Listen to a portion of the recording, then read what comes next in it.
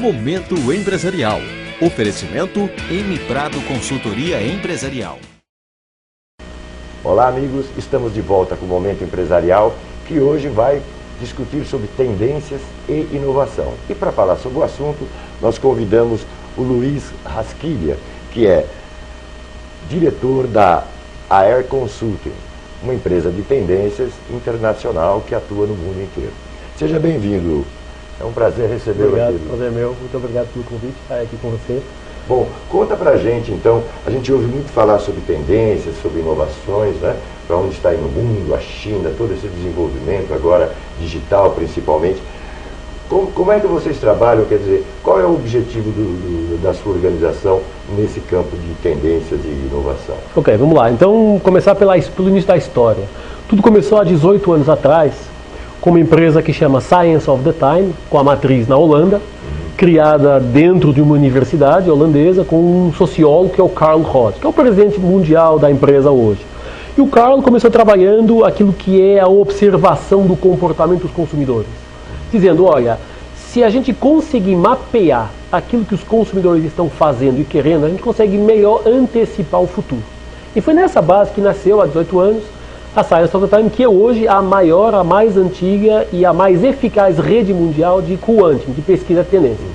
A rede atua hoje em 32 países, tem cerca de 8 a 9 mil observadores em permanência e roda o mundo fazendo essa observação do comportamento dos consumidores. Ou seja, fica analisando as tendências, as necessidades, as novas necessidades. Exatamente, fica analisando como é que os consumidores se comportam no mundo e mapeando, encontrando padrões de comportamento semelhante que podem dar tendência. Então essa é a primeira dimensão do projeto. Há 3 anos atrás, eu fui publicitário há muitos anos, e o Carlos, eu conheci o Carlos, nos conhecemos numa palestra, ele me convidou para eu me juntar no grupo, e eu fui estudando um pouco esse mercado e encontramos uma fase 2, que é o negócio das tendências. É um negócio muito interessante, mas você tem que ter na tua empresa a capacidade de aplicar as tendências. Então fica um negócio meio que filosófico. Ou seja, você não tangibiliza.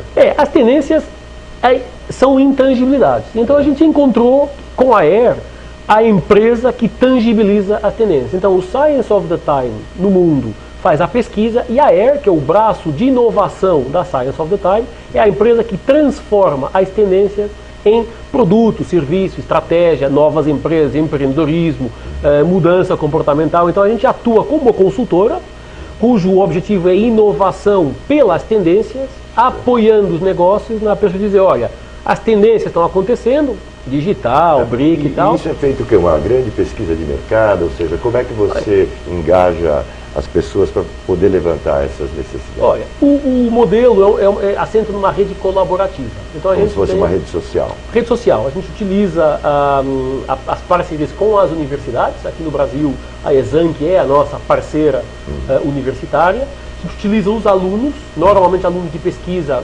para aprenderem a monitorar o comportamento do consumidor e, ao mesmo tempo, alimentarem a rede. E a gente cobre o mundo inteiro, rodando universidades nos 30 países. Essa é uma das dimensões do modelo. A gente faz o quê? Os alunos vão alimentando com observações, com a sua opinião sobre algumas tendências, e a gente vai mapeando, agrupando e caracterizando cada uma delas. E aí faz o quê? Quando você tem um projeto, um cliente de automóvel, e diz, olha, a gente precisa, tem um problema de vendas, tem um problema de repensar o produto. O nosso objetivo é dizer, olha, vamos olhar nas tendências do que está acontecendo no teu mercado, e a nossa função é, com as tendências que o mercado nos estão dando e com o conhecimento da empresa, a gente em conjunto construir uma interpretação e uma recomendação estratégica. Ou seja, você faz esse levantamento por segmento. É feito por segmento, é feito por região, é feito por extrato etário dos consumidores. Então a gente pode olhar só para jovens, só para sêniores, só para executivos. Para nichos de mercado. Nichos de mercado, coisas muito... E pode ser feito com a informação que já existe de 18 anos acumulados de informação, permanentemente em atualização, ou fazer uma coisa específica à medida do negócio. Ou seja, você cria um banco, vamos dizer assim, um banco de informação, um sistema de informação, que eu consigo vislumbrar quais são as tendências, por exemplo, de um teenager, por exemplo, hoje. A gente tem o banco de observação, que é muito grande na Holanda, que tem 8 pessoas em permanência trabalhando essa informação.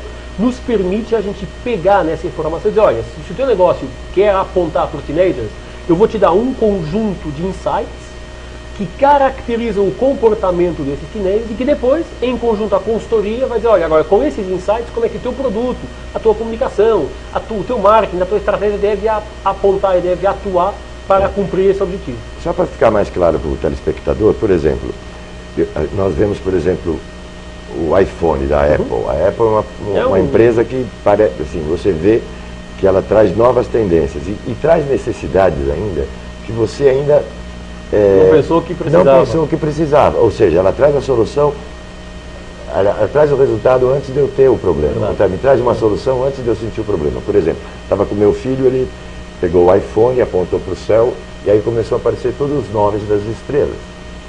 Eu achei muito interessante. Quer dizer, não que aquilo fosse uma necessidade, mas me surpreendeu porque me trouxe uma informação que eu não tinha. Que aquela estrela que eu olhava todos os dias era Netuno ou coisa desse tipo. Então, era uma necessidade que eu pensei que eu não tinha, mas eles trouxeram para mim a solução antes de eu ter. Seria mais ou menos isso? A Apple é o case que toda a gente quer ser. Né? Na verdade, a gente trabalha no mundo inteiro com muitas empresas de grande dimensão, média dimensão e pequena dimensão, e todo mundo utiliza a Apple como um exemplo. A Apple é um fantástico caso de inovação, e mais do que inovação, da capacidade de tornar experiência, de trazer experiência do consumidor. Se você pensar, pega no iPhone. O iPhone, do ponto de vista racional, é um celular como qualquer outro. Tem mais, mas hoje um smartphone faz tudo que o iPhone faz. Mas aquele tem um appeal, tem uma intangibilidade com essas aplicações. E tem o pioneirismo, né? E tem esse pioneirismo. Você vê, por exemplo, o iPad, por mais que a Samsung esteja lançando isso, nunca vai chegar a... Ou seja, ele tem sempre seguidores. Ele está sempre um passo adiante. Um passo adiante. O segredo, se é que é um segredo, não é um segredo, mas o segredo de inovação é você conseguir enxergar as oportunidades antes da tua concorrência e aproveitar essa oportunidade. Então, chegar antes que ele. Se antecipar. Hoje, as empresas, a palavra inovação é uma palavra muito utilizada nas empresas e muitas vezes de forma errada. Certo. A gente pensa que a inovação são grandes investimentos de tecnologia, são grandes orçamentos, são coisas até que só 3 pessoas na empresa que dominam. E não é verdade. A inovação é uma atitude, é um comportamento que obriga as empresas a olhar para frente. A gente chama, para fechar esse ponto, inovação como ideias novas em ação. Então a tecnologia é só uma ferramenta. A Apple usou muito bem a ferramenta para gerar essa inovação.